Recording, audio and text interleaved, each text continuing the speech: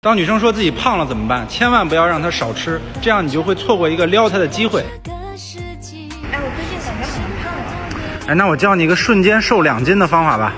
什么方法？就是把你的心放在我这儿，这样你就瘦了。所以老铁们，我不要你的心，给兄弟一个关注。查户口问来问去是女生最反感的事儿，那怎么能够知道女生的信息又避免查户口呢？教你一招，兄弟们点个心先收藏起来，聊天的时候多用陈述，你可以这么说：哎，君君，你看起来好小啊，未满18岁吧？哪有啊，我20了。人都有纠错的心理，当你说一个错误的答案，他就会告诉你正确答案。哎，君君，你应该有很多男朋友吧？哪有啊，我明明单身。你为什么这么说呀？哎，下次见面再告诉你。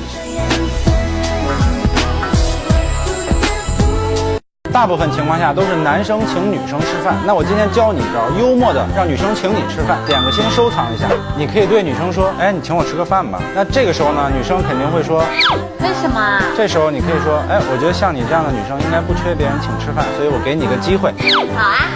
所以这个时候呢，你可以说：哎，你是开玩笑还是认真的？那一般的女生都不会显得自己很小气，她都会说认真的。这个时候呢，你就可以跟女生确定时间地点了。所以兄弟们，学会了吗？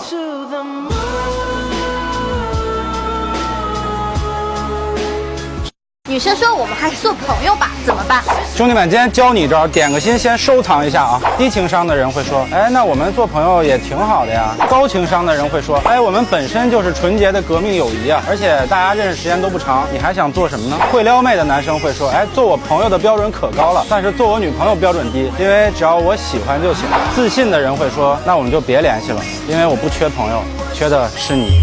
再靠近一点点，就让你牵手，再勇敢。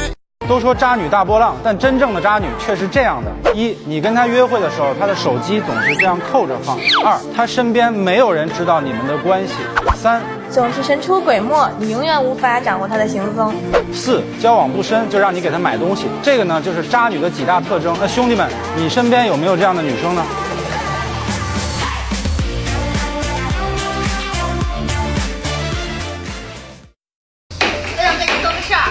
什么事儿啊？你说吧。那就这个事儿吧，有点长。那你别说了，还是。那我还是简短一点说吧。就是我想你了。我靠，你什么意思啊？我一直拿你当朋友哎。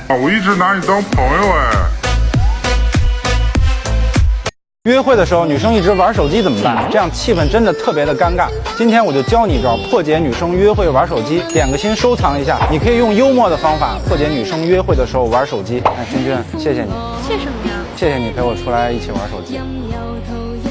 那这个时候呢，女生一般就不会再玩手机了，快去跟她聊天吧。不知道聊什么，下个视频接着教你。